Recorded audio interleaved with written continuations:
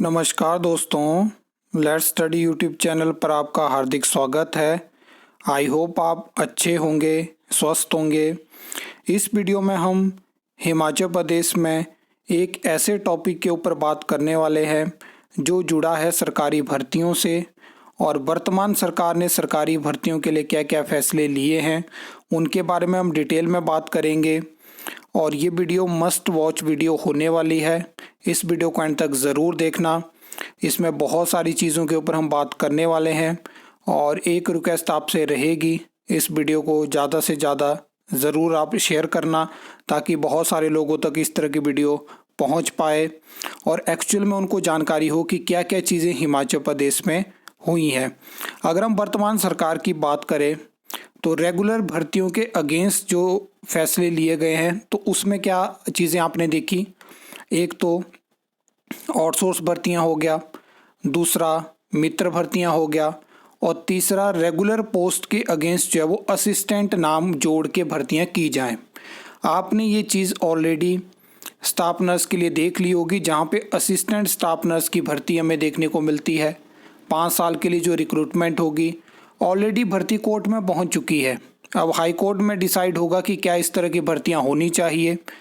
अब दूसरी बात, आपने तहसील वेलफेयर ऑफिसर की मेरी वीडियो देखी होगी, जिन्होंने नहीं देखी है वो देख लें एक बार उसको, जहाँ पे सरकार हिमाचल प्रदेश में क्लास 2 की पोस्ट है तहसील वेलफेयर ऑफिसर और वहाँ पे असिस्टेंट तहसील वेलफेयर ऑफिसर की रिक्रूटमेंट करना चाहती है।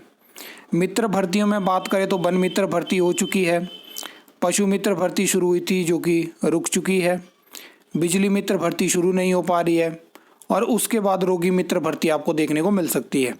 तो मैंने एक कैटेगरी आपको बताई कि ये मित्र भर्तियाँ जिनमें ना ट्रांसपेरेंसी है ना प्रॉपर प्रोसीजर है और बाद में जाके सरकार इस तरह की भर्तियों में बात करती है कि आप घबराए नहीं, आपके बारे में फ्यूचर में सोचा जाएगा।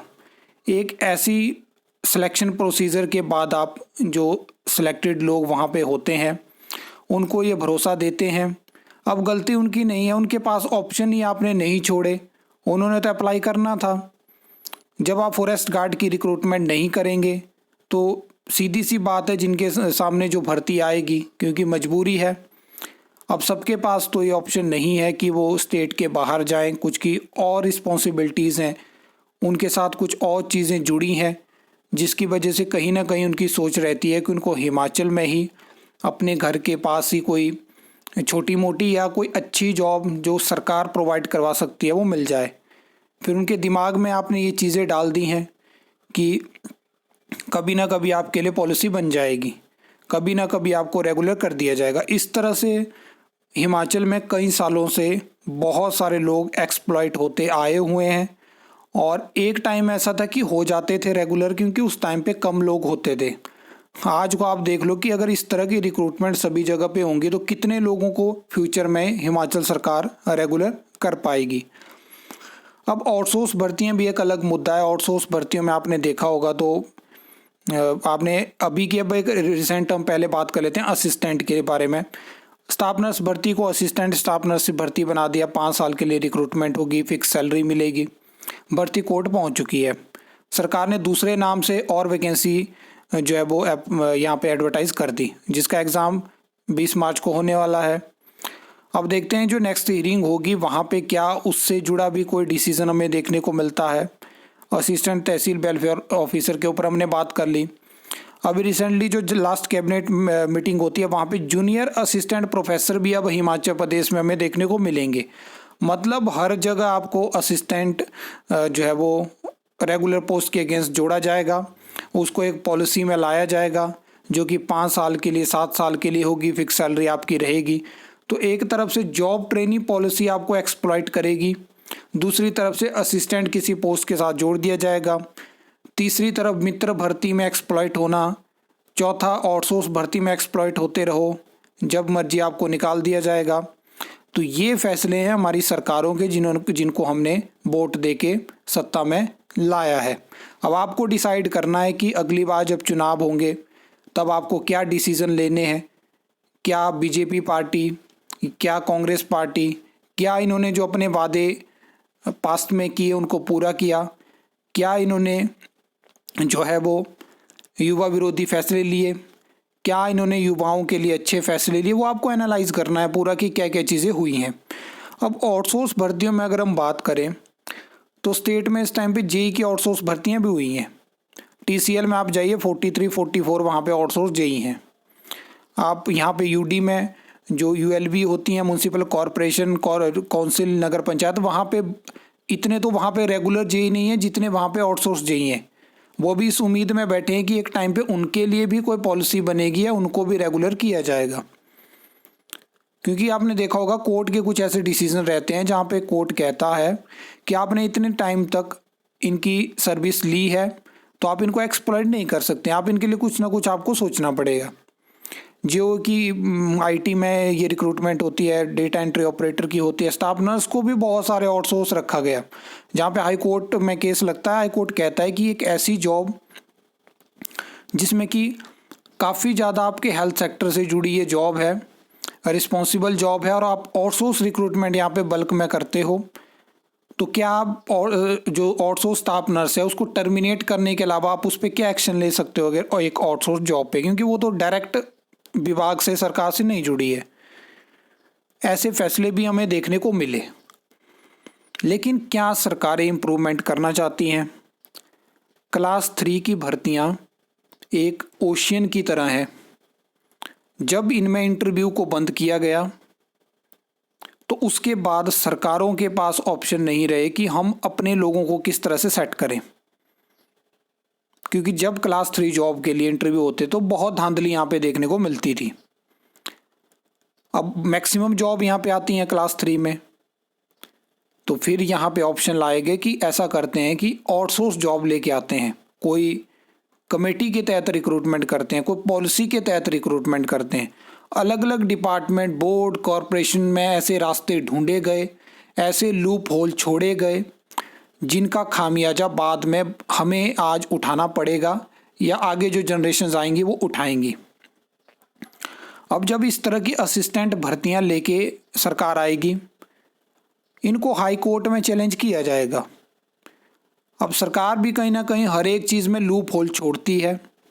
हाई कोर्ट में केसेस जाते हैं, फिर इनको बहाना मिल जाता है कि हाई कोर्ट में केस है, हम भर्ती नहीं कर सकते हैं।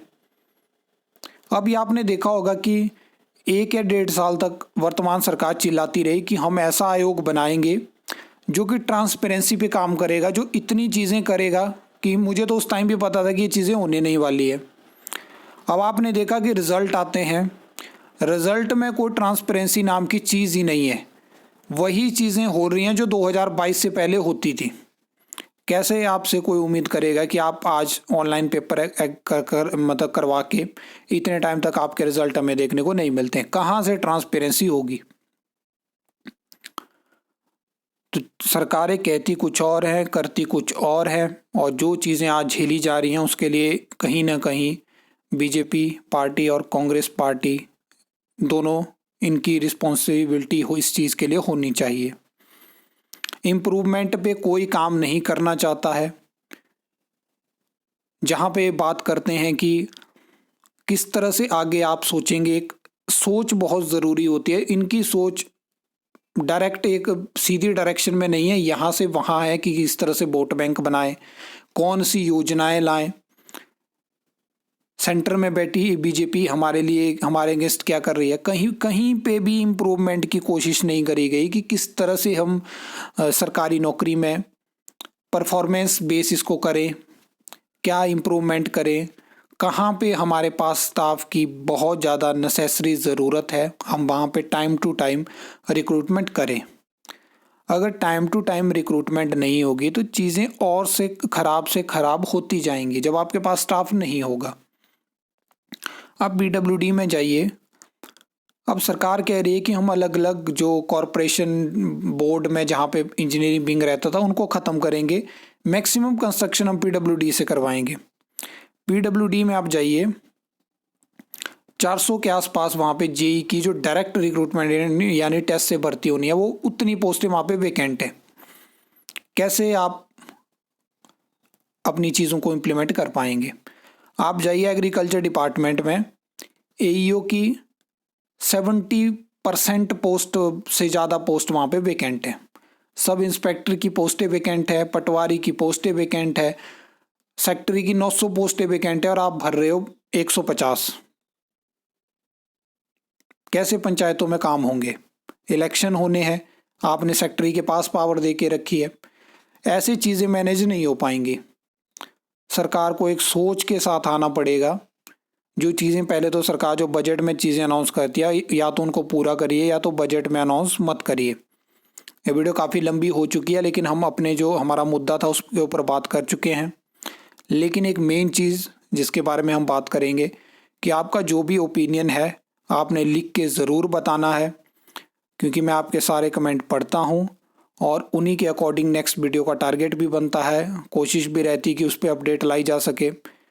तो ज़्यादा से ज़्यादा शेयर भी करना है, लाइक भी करना है, कमेंट भी करना है और वीडियो को हाइप करना ना भूलें। अगर आप हाइप करोगे तो उससे क्या होता है कि उतनी ज़्यादा रीच जो होता है वीडियो को जाती है और यूट्यूब जो है वो रिकमेंडेशंस भेजता है। तो हाइप ज़रूर करें ताकि ज़्यादा से ज़्यादा आगे ये वीडियो पहुँचे, और शेयर भी आपने करनी है। आई होप आपको वीडियो अच्छी लगी होगी, इन्फॉर्मेटिव लगी होगी। तो वीडियो को लाइक कमेंट शेयर कर सकते हो, चैनल को सब्सक्राइब कर सकते हो फॉर द न्यू अपडेट्स के लिए।